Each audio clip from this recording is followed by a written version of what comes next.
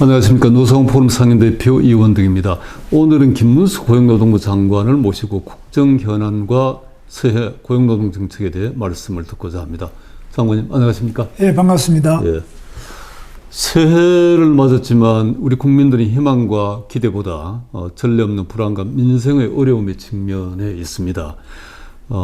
장관님은 중요한 민생을 책임지고 계시고 또 국무위원이신데 우선 새해 힘들어하시는 우리 국민 여러분께 한 말씀 해주시죠. 예, 국민 여러분 대단히 송구스럽습니다. 네. 새해 복 많이 받으십시오. 정말 이런 덕담과 인사, 희망, 새해 벽두부터 많은 걱정을 끼쳐드린 점에 대해서 송구스럽게 생각합니다. 정말 우리 정치가 빨리 안정이 되고 국제적인 큰 파도에 대비해서 우리 공직자들이 제대로 대응해서 여러분들의 삶이 더 나아지고 행복해지고 더 기쁜 나날이 될 수 있도록 노력해야 되는데 부족한 점이 많아서 늘 바늘방석입니다.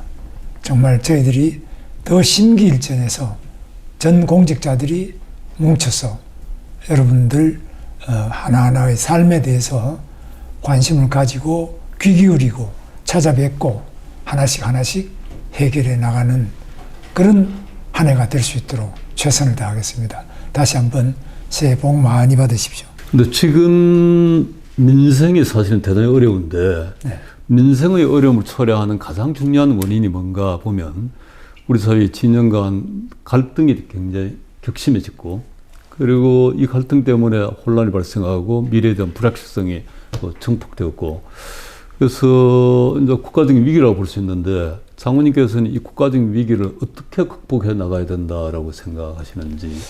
정말 쉬운 해법은 아닙니다만은 이런 때일수록 정말 국민 우선 또 민생 우선 투쟁과 갈등보다는 대화 타협 우선 그리고 한꺼번에 많은 것을 하려고 하는 급진적 생각보다는 한 발 한 발 착실하게 앞으로 나아가는 그런 점진적인 자세 이런 것들이 참 중요하지 않겠나 그런 생각을 합니다. 그리고 이제 이런 위기 상황을 지켜나가는 게 결국은 뭐 우리 공직자라는 생각을 네. 합니다.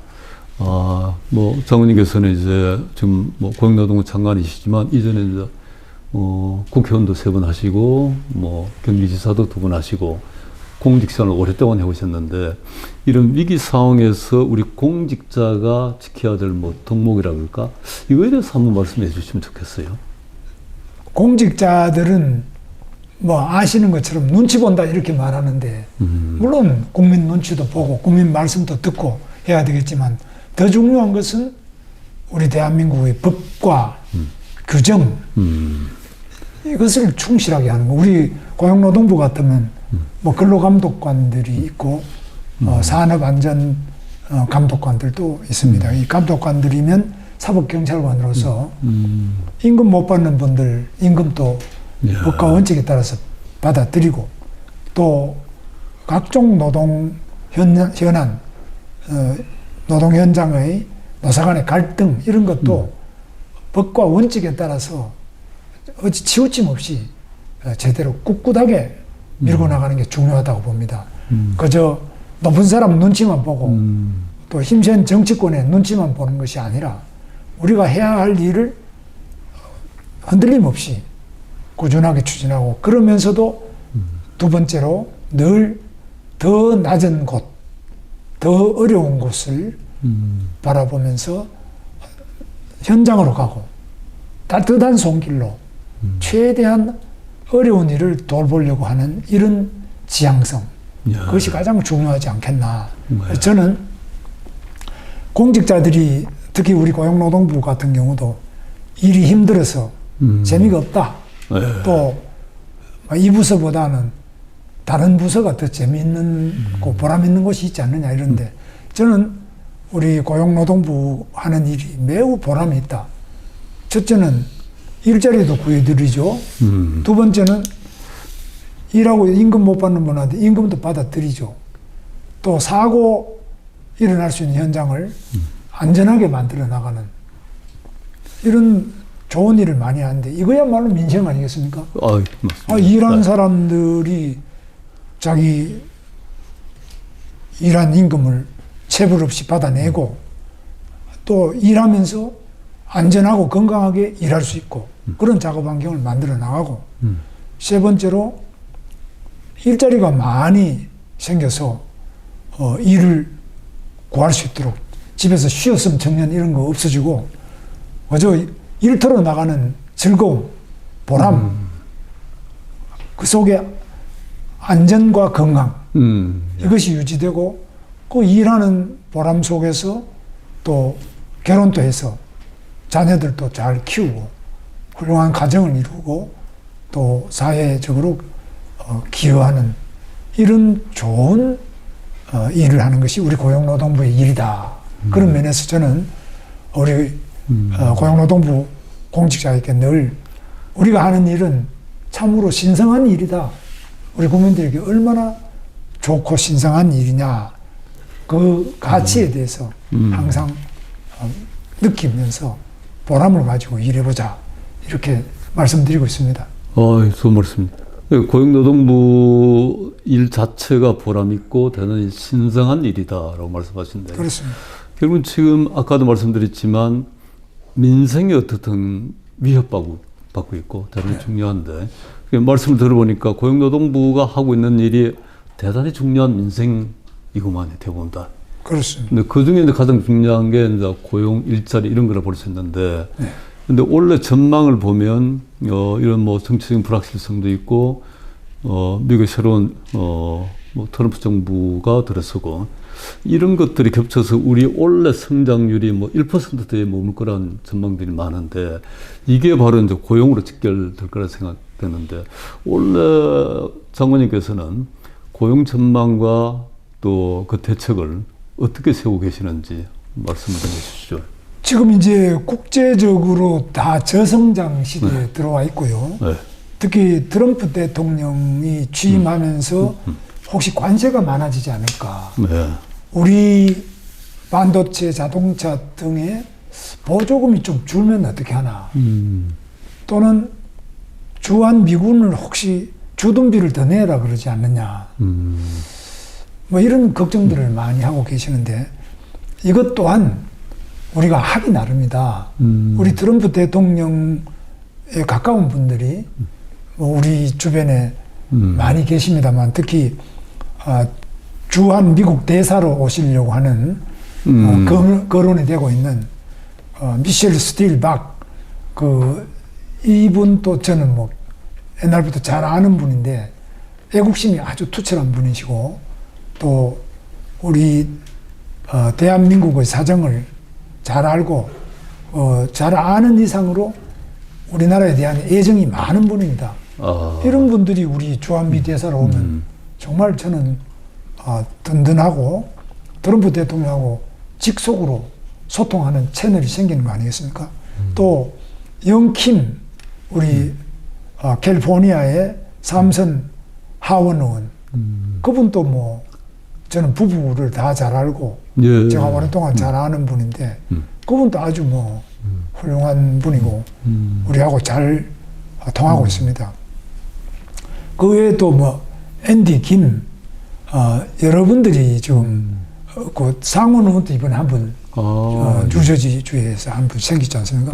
그래서 미국 정계에도 지금 이렇게 우리 코리안들이 많이 진출해 있고 공화당뿐만 아니라 각 당, 각급 하원, 상원, 그다음에 정부 부처, 또 기업 이런 분들이 많이 통로가 있기 때문에 한 분 한 분 해나가면 된다.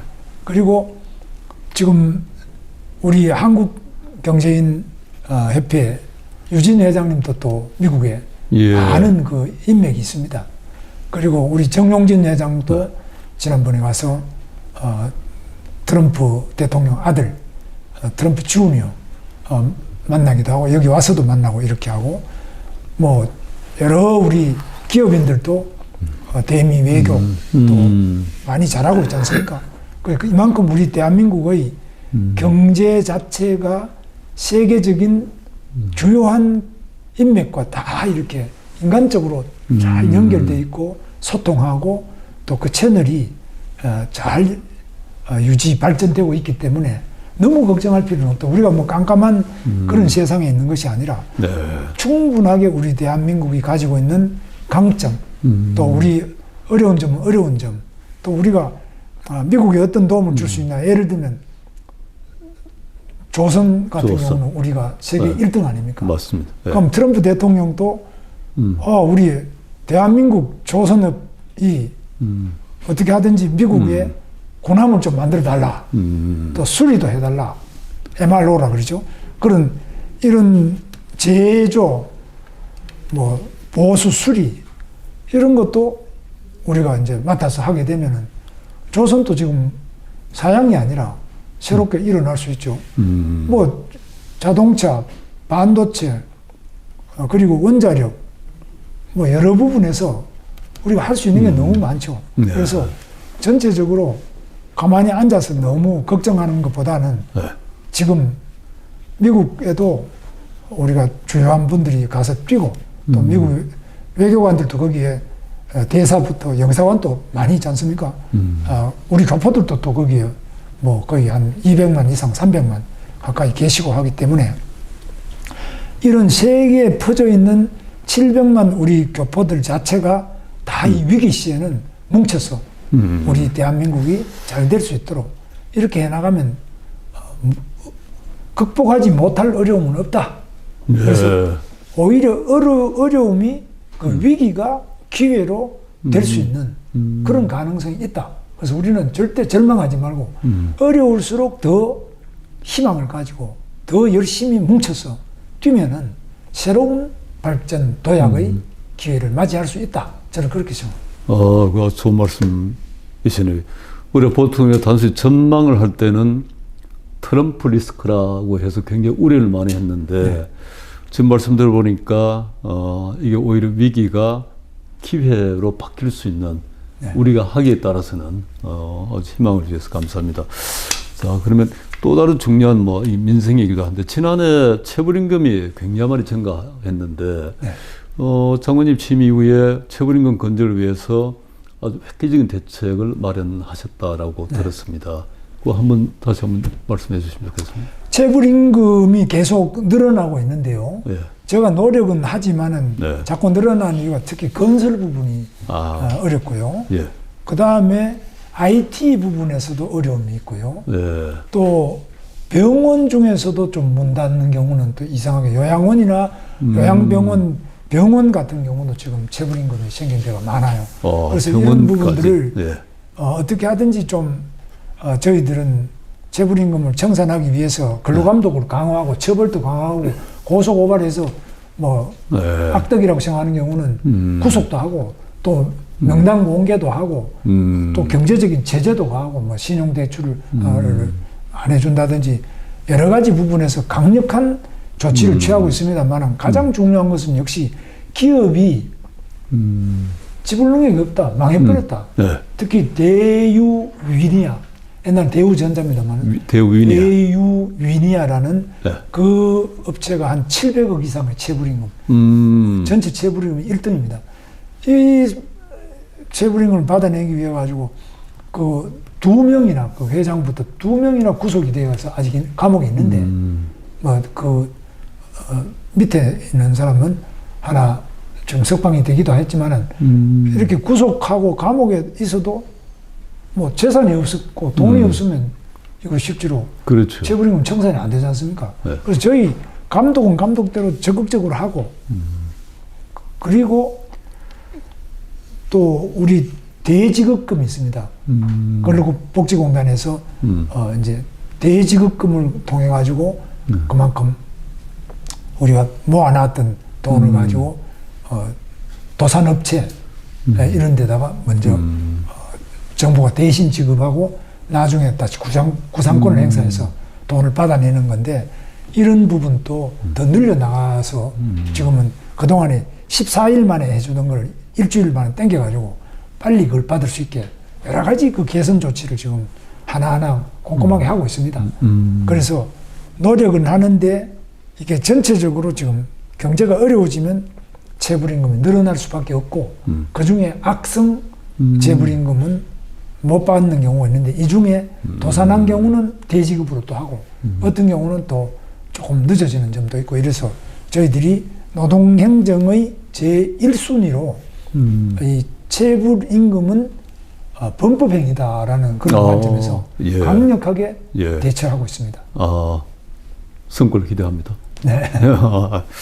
그 다음에 또 하나 중요한 그 고용노동부 정책이 노동개혁이죠. 네. 윤석열 정부 들어와서 노동개혁을 강력하게 추진해 네. 왔는데 초기에는 법치 확립에 중점을 두다가 작년부터 노동 약자 보호 지원으로 중점이 바뀐 것 같아요. 네. 그리고 약자 보호, 노동 약자 지원법을 지금 입법 중이죠. 네, 지금 입법을 하려고 하는 중입니다. 하려고, 예. 네. 그 내용을 한번 말씀해 주시면 좋겠어요. 저 노동 약자 지원은 그럼 누가 약자냐? 예. 약자는 플랫폼 프리랜서 예. 노동자들이 한 거의 90만 이상 이렇게 되고요. 네. 그 다음에 또 5인 미만 노동자들도 지금 한 350만 이상 되고, 그 다음에 아주 영세한 사업체나 이런 어려운 분들, 그런 분들에서 한 500만을 대상으로 해서 네. 이분들이 어려운데 일단 공제조합 같은 걸 만들 수 있도록 네. 우리가 좀 지원을 해서 마중물 정도로 이렇게 좀 도와드리는 거. 공제조합. 공제조합. 예. 그래서 이제 자기들이 아플다 이럴 때는 네. 병원비 같은 것도 좀 예. 빌려 쓴다든지. 그분들은 뭐 노조도 없고 어떤 사장도 없고 그냥 자영업도 아니고 뭐 그냥 플랫폼에서 대리운전 기사가 대표적이었습니다. 뭐 자기 차를 가지고 하는 뭐 우리 개인 택시하고도 다르고 남의 차를 밤에 술 먹고 이제 남의 차 뭐 좀 운전해달라 그러면 밤에 가서 운전해주고 저녁 늦게 밤 새벽이고 이렇게 돌아와야 되는 이런 분들이 또 한 25만 명 이상 전국 있습니다. 그래서 예. 이런 것도 참 어려워요. 예. 대리운전 하시는 분들, 그 다음에 오토바이로 뭐 예, 음식 배달하는 분들, 라이더라는. 예, 라이더들 뭐 요 아직 청계천 요 바로 가까이도 보면 지게 지고 아직까지 그 예. 물건 실어다 주는 분들, 예. 뭐 이런 분들부터 참 뭐 어떤 분은 또 통역해주고 아예 끝났는데 돈을 못 받는 경우 예. 이런 분들인데 이런 분들은 주로 통역하는 분은 계약서 자체가 없어요. 그럼 예를 들면 내가 국제회의에 통역을 이틀 해줬으면은 네. 돈을 뭐 얼마 받는다. 이 계약서가 있어야 나중에 받는데 예. 회의는 끝나고 돈을 안 주는데 나중에 주시오 그러면 뭐 기다려봐라고 자꾸 그러고 언제 주는 것도 없고 얼마인지도 잘 써놓은 게 없으니까 나중에 아주 이런 경우가 많아요. 그래서 그럼 계약서는 써라. 그 다음에 계약서 썼는데도 안 주는 것 같은 경우는 그럼 이걸 누가 그럼 처리해 주겠냐. 이거는 일종의 자영업 비슷하거든요. 노사관계하고 달라가 근로감독관도 처리 못합니다. 예. 뭐 이걸 중기청에서 해주는 것도 아니고 뭐 이런 분들에 대해서 그래도 간단한 표준계약서 쓰고 그냥 그 분쟁이 있을 때는 우리 같으면 이제 노동위원회에서 분쟁 조정 파트를 만들어가지고 예. 노동위원회 가면 거기서 좀 결정해주면 예. 이게 어떤 집행권을 가질 수 있도록 예. 이렇게 한다든지 뭐 그런 다양한 방식으로 우리가 그분들의 현장의 목소리를 들어서 네. 그 어려움을 해결해 드리는 쪽으로 입법을 했습니다. 예. 근데 이게 이제 네. 뭐 화끈한 맛은 좀 없죠. 예를 들면 정부만 이건 노조를 만들자. 네. 안 하면 막 이거 처벌하자. 뭐 이렇게 하는데 그럼 대리운전 기사 같은 경우는 이거 누구가 그러면 그 차주가 그러면 사냐? 아니면 뭐 예를 들면은 내비게이션으로 이제 요즘에 하는 것 중에 T맵이다. 뭐 T맵이 그러면 그게 사냐? 이게 굉장히 복잡한 점이 있습니다. 그래서 이 노사로도 안 풀리고 또 여러 가지 그 구체적인 관행도 없는 이런 어려운 분들을 우선 포괄해서 네. 약자 보호 지원법을 만들었는데 네. 이걸 경제부처에서는 그럼 이거 어디까지 보호해줘야 되느냐? 돈은 얼마 들어갔냐? 돈은 그렇게 많이 들지는 않은데 이거 애매하지 않느냐? 이렇게 하고 있고 또 야당에서는 그거보다는 막 노동조합법 2조, 3조처럼 아예 뭐 다 노조로 해가지고 뭐 노동자 지위를 줘가지고 막 다 해보자 이렇게 하는데 그것도 또 보통 어려운 문제가 아닙니다. 그래서 이 부분을 조정을 해서 지금 입법안을 다 준비했는데 작년에 이미 준비되어 있는데 이걸 다듬어서 지금 이제 다 내는 준비도 되어 있습니다. 예. 그다음에 제출될 거로 보입니다. 그러니까 지금까지는 거의 한 500만에 가까운 우리 노동 약자들이 네. 보호, 법적인 제도적인 보호의 사각지대에 없습니다. 전혀 보호가 그렇죠. 안 되고 있습니다. 근데 그거를 지금 이제 어떻든 보호의 대상으로 하고 정부가 관심을 가지고 보호의 대상으로 하고 보호를 위한 제도를 만들겠다라고 시작하신 거구만요. 그렇습니다. 지금까지 예. 제가 그럽니다. 노동조합은 그래도 규모가 좀 큰 네. 뭐 현대자동차나 뭐 예를 들면 삼성전자든지 이런 SK 뭐 이런 큰 데는 네. 또 공무원이다 이런 분들 노조가 있지 않습니까? 네. 그 이 노조에 있는 분들은 대체로 중산층 이상 경우가 많이 있습니다. 맞습니다. 그러면 이 밑에 그 대리운전 기사다 이런 사람 노조도 없고요. 네. 대리운전 기사가 뭐 집에 있다가 밤에 와가 잠깐 운전하는데 모이기도 어려워요. 자기들끼리 잘 명단도 모르고. 그 다음에 또 마루 노동자라고 있습니다. 마루 노동자는 다른 건설 노동자보다 뭐 오히려 또 더 안 되는데 그것도 지금 저희가 노력을 해가지고 마루 노동자도 예. 일단 노임 단가, 네. 표준 단가를 책정 고시하도록 이렇게 바꿨어요. 예. 이게 굉장히 큰 진전입니다. 어. 그동안에는 이게 완전히 소외가 돼 있어요. 예. 그래서 이런 부분들에 대해서 하나하나씩 제도적으로 예. 이제 개선해 나가는 예. 그런 노력을 계속 하고 있습니다. 그래서 제가 볼 때는 뭐 이런 어려운 사람들의 처지에 대해 가지고는 노조 보고 제가 좀 했으면 좋겠다 하는데 자기 일이 아니니까. 그러니까 내가 우리 공무원 보고 그럼 우리 공무원들이 이런 분들을 찾아 나서서 이런 분들을 도와드리는 게 공무원 역할 아니냐. 근데 우리 공무원 또 이게 이런 분들이 어디에 계시는지 자기 일 안 하고도 찾아다닐 수도 없잖아요. 굉장히 어려운 점이 많습니다. 그래서 이런 일만 또 꾸준하게 하시던 분들이 있어요. 예를 들면 전태일 예. 재단이다. 예.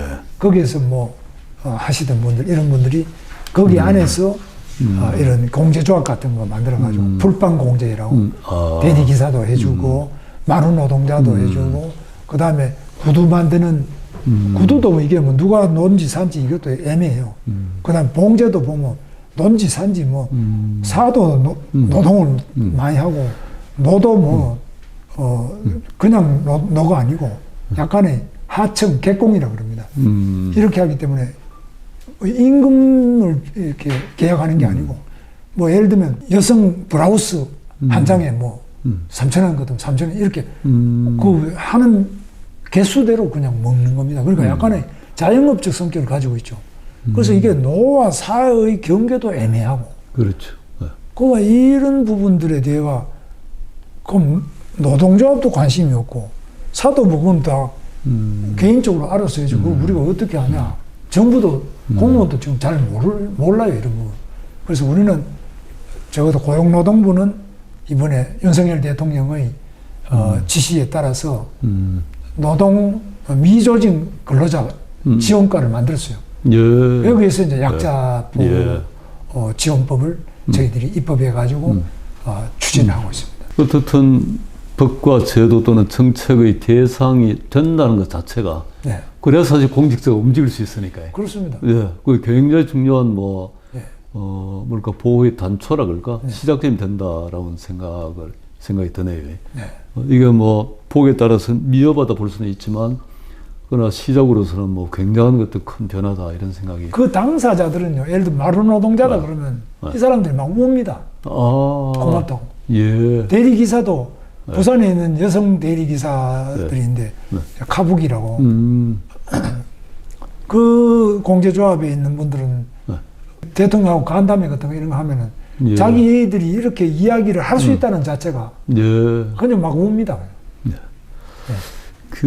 아까 누가 노동 약자냐라는 말씀을 하시면서 그 가운데 이제 가장 뭔가 숫자가 많은 게 5인 미만 영세 사업장에 일하는 이제 근로자라고 볼 수 있겠는데. 그렇습니다. 그 집단이 한 250, 거기는 200, 거의 340만. 340만. 네. 그게 가장 많은 집단이에요.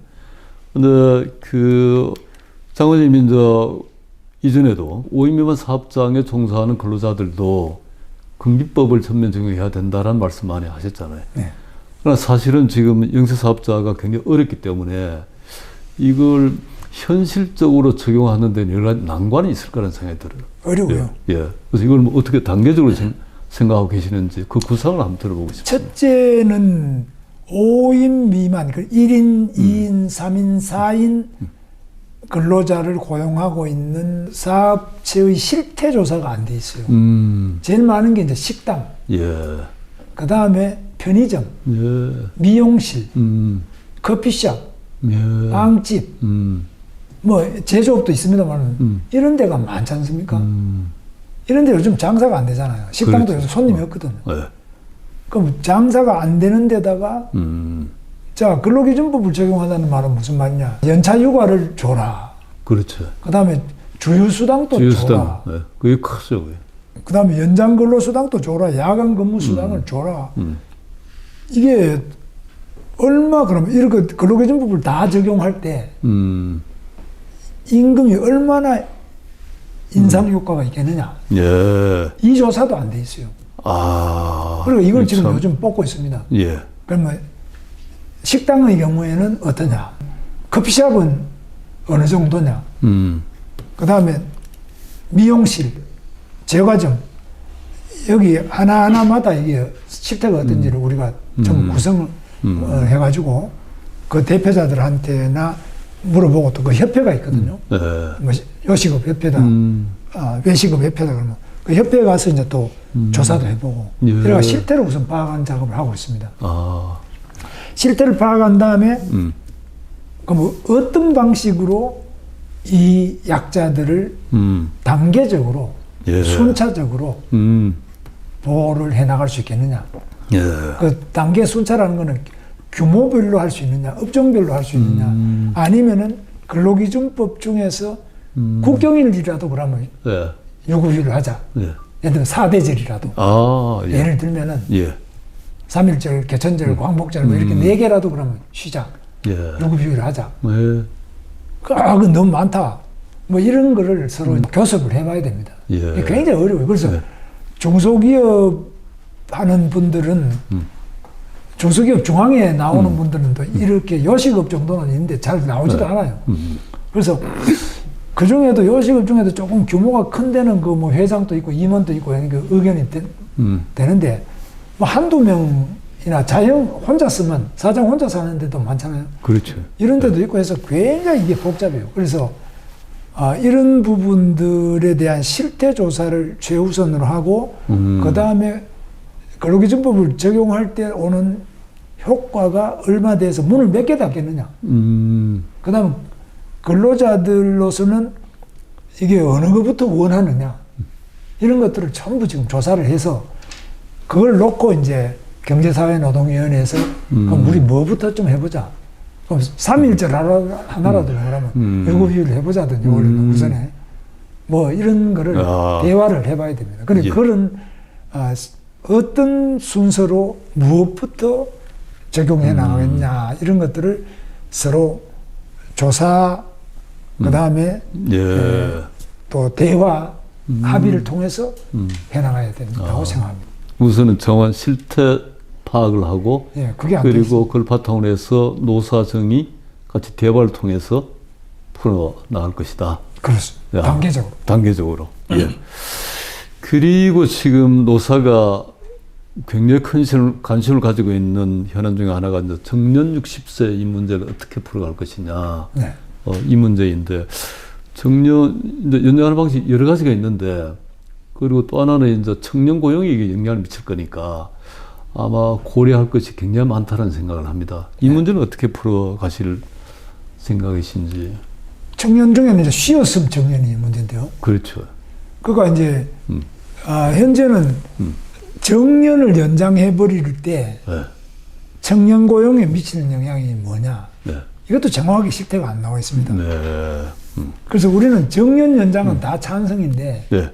이게 청년 고용을 줄여버리면 네. 그거는 저는 청년이 우선돼야 된다고 봐요. 그렇습니다. 네. 한 번도 학교를 졸업하고 고등학교나 대학을 졸업하고 한 번도 취업해보지 못한 우리 청년이 너무 많아요. 그러면 20대 중에 쉬었음. 이런 사람들이 거의 40만이 넘어요. 50만. 네. 40만, 50만 사이. 이게 자꾸 늘어나고 있어요. 그럼 이 청년들이 왜 쉬냐?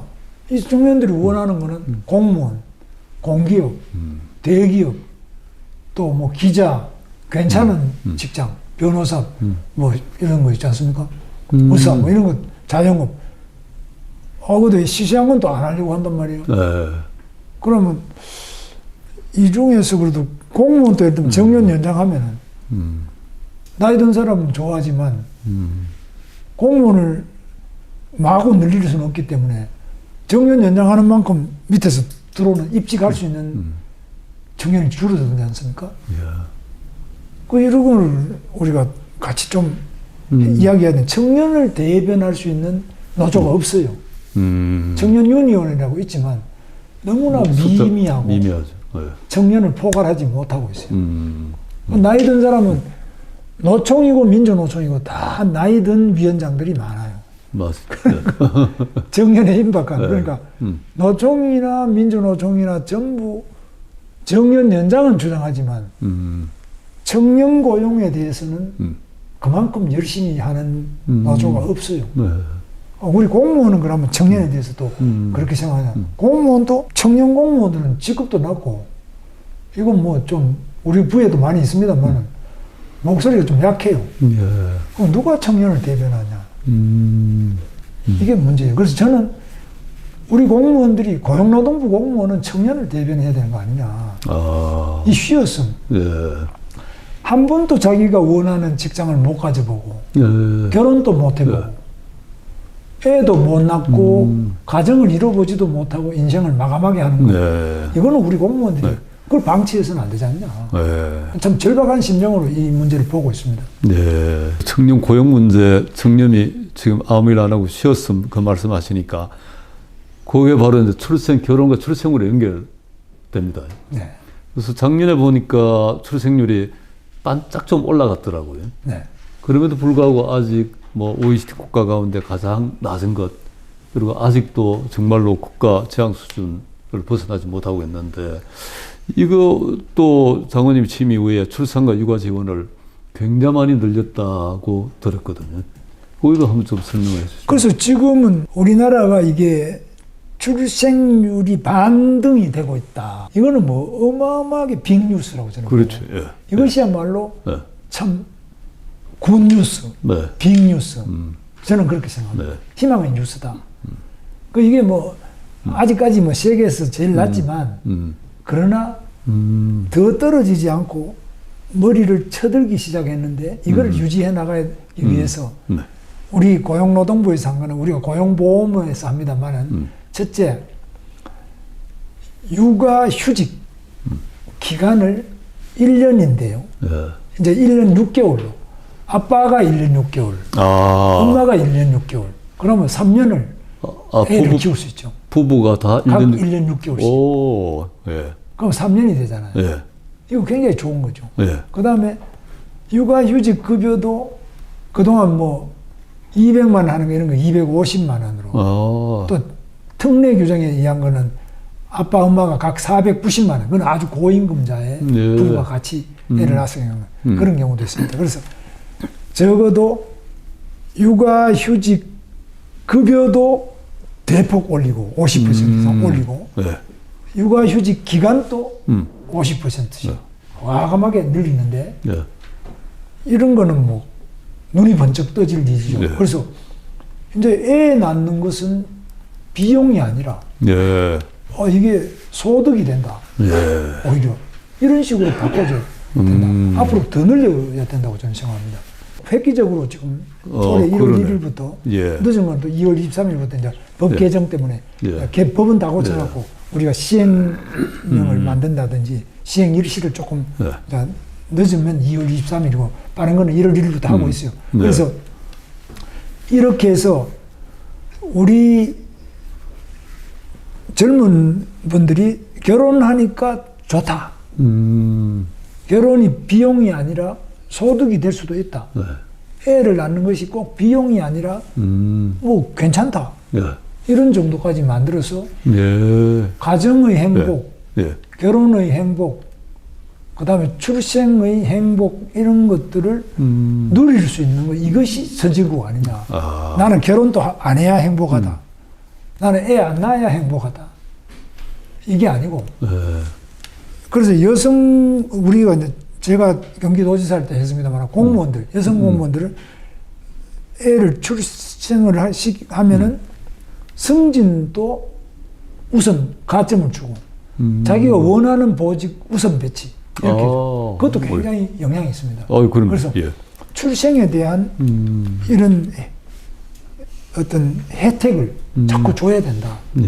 그런 것들을 확대를 시켜 나가는 중이다고. 그동안 지난 20년간 사실 국가에서 엄청난 예산을 투입해가지고 출생률을 반등시켜 노력해 왔는데 결국 이제 실패를 해왔는데 아마 그게 요런 일하고 있는 직장인들을 위한 지원 이게 난 좀 부족했다는 생각이 들었는데 이번에 이제 장관님께서 이걸 대폭 늘려서 틀림없이 긍정적인 효과가 있으리라는 생각을 합니다. 그러니까 쪽집게로 일과 예.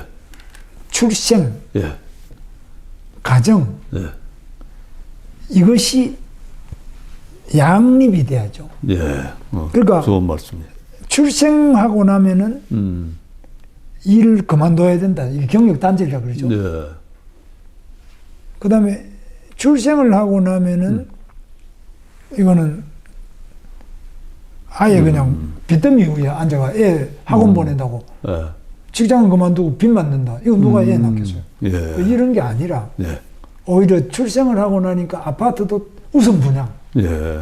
직장에 오니까 우선 승진, 네. 보직도 우선 보직을 다 주고 휴가도 더 주고 이렇다면 왜 출생을 안 하겠냐. 그래서 저는 과감하게 여기에 엄마 아빠가 결혼해서 아기를 갖고 아기를 하나 더 낳고 싶은 생각이 들도록 거기다가 집중적으로 예산을 써야지. 예. 엉뚱한 데다가 안만 써도 소용없다. 그러니까 엄마 아빠가 애 낳을 마음이 생기도록 예산을 집중 배치를 하자. 아주 좋은 말씀이십니다. 그 다음에 또 하나, 이게 오래된 쟁점이고 최근에 또 쟁점되고 있는데, 우리나라 근로시간 제도가 대단히 경직적이라는 것. 특히 이제 반도체 같은 경우에 연구인력이 굉장히 많은데, 이 분야, 반도체 산업에서는 이제 연구인력만이라도 근로시간 제한을 좀 풀어달라, 이런 요구를 하고 있는데, 이 문제에 대해서는 좀 정부에서 어떻게 지금 근로시간 문제는 윤석열 대통령께서 취임 이후부터 이제 이게 시간을 왜 그러면 주 단위로만 끊느냐. 예. 이게 네. 시간 자체를 저축제도 좀 하고 이렇게 해가지고 좀 더 융통성 있게 하면 안 되느냐 이런데 그게 여러 가지 또 오해에 휘말려가지고 좀 좌절이 됐습니다. 그 이제는 이제 반도체 연구직 하나만이라도 하자. 왜냐하면 반도체라는 거는 이거는 속도전이거든요. 예. 누가 예를 들면 요즘에는 2나노 그러니까 가장 속도로 누가 빨리 개발하냐 이게 생사를 좌우하잖아요. 예. 그러니까 격차를 누가 빨리 벌이느냐 하는데 빨리 벌이려면은 가장 우수한 인재가 가장 효과적으로 집중해서 일을 해야만 돌파가 될 거 아닙니까? 그래서 R&D 부분에서 예를 들면 2나노를 누가 하냐 지금 일본도 한다 그러고 다 하는데 우리 삼성이나 SK 이런 데가 먼저 1등으로 빨리 하도록 하자. 그 다음에 뭐 파운드리나 딴 것도 뭐 다 마찬가지인데 그런 부분에서도 반도체 R&D는 기본적으로 이 산업의 특성이 속도전이다. 누가 빨리 하느냐 이 문제 아니냐. 물론 수율도 있고 딴 것도 있지만 속도가 매우 중요한 부분이 반도체니까 여기에 대해서 하나만이라도 해보자. 이렇게 해서 국회에 입법을 안을 냈는데 지금 민주당에서 또 그걸 이거 이래가지고 또 너무 또 여기저기 번지고 이러면은 주 52시간 무너지는 거 아니냐 이러는데 그래서 지금 아직 통과 안 됩니다만 꼭 국회에서 이거 하나는 통과시켜 주시기를 고대합니다. 지금 사실 뭐 우리나라 반도체가 어떻게 보면 추격한 나라들도 많고 우리가 빨리 더 앞서가야 되는데 어떻게 보면 위기적인 상황인데 그렇습니다. 예, 이 문제는 빨리 풀려야 되겠네요. 그러니까 속도전입니다. 속도전. 다른 사람도 네. 물론 뭐 자동차도 뭐 굉장히 빠르게 바뀌고 조선도 그렇고 다 그렇지만 제가 볼 때 반도체가 가장 이 속도에 민감한 산업입니다. 누가 늦으면은 그거는 쓰레기 못 써요. 누가 빨리 하느냐 이게 제가 이 반도체 전문가들한테 이야기를 쭉 들어보니까 반도체 산업이 가지고 있는 그 속도의 중요성은 다른 산업하고 다르더라고요. 굉장히 빨리 해야 돼. 굉장히 고용노동 정책이 중요한 정책이 많아가지고 또 하나 이제 우리가 언급하지 않을 수 없는 것이 작년에 화성 아리셀 화재로 사실 수많은 근로자가 이제 참배를 당했는데 여전히 산업 현장에서 목숨을 잃는 근로자가 발생하고 있는데 혹시 이런 중대재해 감축을 위해서 고용노동부가 어떤 노력을 하고 계시는지. 중대재해는 아리셀은 그렇게 참 참사를 빚었지만 제가 비츠로셀이라는 데를 가봤습니다. 당진, 충남 당진에 있는데요. 아리셀은 이제 경기도 화성에 있고 그 비츠로셀에 가보니까 비츠로셀도 원래 공장이 예산에 있다가 다 타버려가지고 전소를 했어요. 그래서 이제 당진을 옮겨가지고 지는데 이제 우리는 안전이 비용이 아니라 안전이 돈이다. 안전이 돈이다. 예, 그 회사는 안전이 돈이다. 하도 화재를 크게 당하고 다 태워먹고 안전이 돈이다. 그럼 어떻게 하면 안전하냐? 공장을 지을 때부터 아예 단층으로만 지어요. 2층을 안 지어요. 그 비추로셀 거기도 이제 1차 전지하는 데인데 세계 우리나라 1등이고요. 세계 3등 기업입니다. 뭐 아리셀하고 같은 물건을 만드는데 그 회사가 더 큽니다. 그 다음에 이 공장과 공장 동 사이 한 동은 1층이고 이 간격을 또 충분히 불이 나도 옆에 안 타게 반드시 분리해서 짓고요. 그 다음에 공장 한 동 안에서도 격벽을 다 쳐요. 불이 나도 그 옆에 안 번지게 격벽을 다 치고 그 다음에 소화기도 보니까 거기에 1차 전지에 적합한 소화기를 아주 대형 소화기를 곳곳에 다 배치를 시켜놨어요. 그리고 사고가 딱 나면은 무조건 도망가라 그래요. 끄지 마라 그래요. 무조건 도망가라. 그러니까 절대 끌려고 하면 이게 목숨 잃어버리니까. 그 사람이 사는 게 1번 아닙니까? 그렇죠. 그러니까 무조건 대피부터 해라. 이런 식으로 하는데 제가 가봐서 하도 잘해가지고 상을 좀 줬습니다. 정말로 아주 제가 보고 많이 배웠어요. 그래서 이거는 그 회사의 노사가 모두 공감을 해가지고 노사 관계도 굉장히 좋아요. 공감을 해서 안전은 우리가 지킨다. 고용노동부 뭐 산업안전보건본부에서 와서 잔소리하기 전에 우리가 이 안전이 돈이다. 이게 우리 돈이다. 우리가 지키자. 노사가 스스로 공장의 설계 배치부터 모든 안전 규칙이나 이런 걸 자기들이 제일 잘하니까 자기들 스스로가 가장 앞서 나가는 안전 이걸 자기 규율 예방 체계 자기들 노사가 자기들이 스스로가 어떻게 하면 예방하고 스스로가 안전을 지킬 수 있는지 그러면서 벽에 보면 안전이 돈이다. 이 회사가 이렇게 안전이 돈다라고. 돈입니다. 오, 예. 정말 뭐 잘하더라고. 자, 이제 장관님 개인적인 질문을 한번 던져볼까 합니다. 한간에 김 장관님을 반노동이다라고 비판한 사람들이 있거든요. 근데 지금 이제 쭉 말씀하시 들어보니까 사실 그렇지 않은 것 같고, 네. 이전에 이제 국회에 계실 때나 네. 아니면 경기지사 재임 중에 굉장히 뭐 노동계를 위한 입법도 많이 하시고, 지사 재임 때는 노동계를 위해서 여러 가지 재정적인 지원도 많이 하신 걸로 알고 있는데, 이 문제에 대해서 어떻게 생각하시는지 한번. 그러니까 노동이라고 하는 것이 예. 노사가 대립 적대적인 관계다. 예. 그러니까 자본가가 우리를 착취하는 사람이다. 예. 사용자는 우리 착취하는 사람이다. 이런 생각해 볼 때는 무조건 반기업, 예. 반사용자, 예. 친사용자 이렇게 하면은 친자본, 친사용자, 친기업 하면 허용으로 했다. 옛날에 그런 적이 있었지 않습니까? 그 저는 어떠냐면 노사정 삼위일체. 저는 그 주장을 하고 있습니다. 노가 잘 되려면 사가 잘 돼야죠. 네. 회사가 잘 돼야 현대자동차도 잘 되니까 특별 성과급을 주잖아요. 삼성이 어려워져 버리면 성과급이 없으니까 요즘에 임금이 현대차보다 낮아져 버렸어요. 그러니까 노사가 같이 가는 거고 또 우리도 정부가 잘 돼야지. 정부의 국가 신인도가 떨어져 버리면 이거는 우리 회사가 지금 수출도 안 되고 어려워지면 안 되지 않습니까? 그래서 노사정 삼위일체 공동의 이익 공동체다. 노사정 공동 이익체다. 이익 공동체다. 저는 그렇게 생각하고 있습니다. 그러니까 내가 이렇게 말하면 저 사람 반노동이다 이렇게 말하는 사람인데 저는 그것이 친노동이라고 봐요. 그러니까 이제 그렇게 평가하는 사람의 뭐 시각, 어떤 입장인가에 따라서 평가가 달라질 수.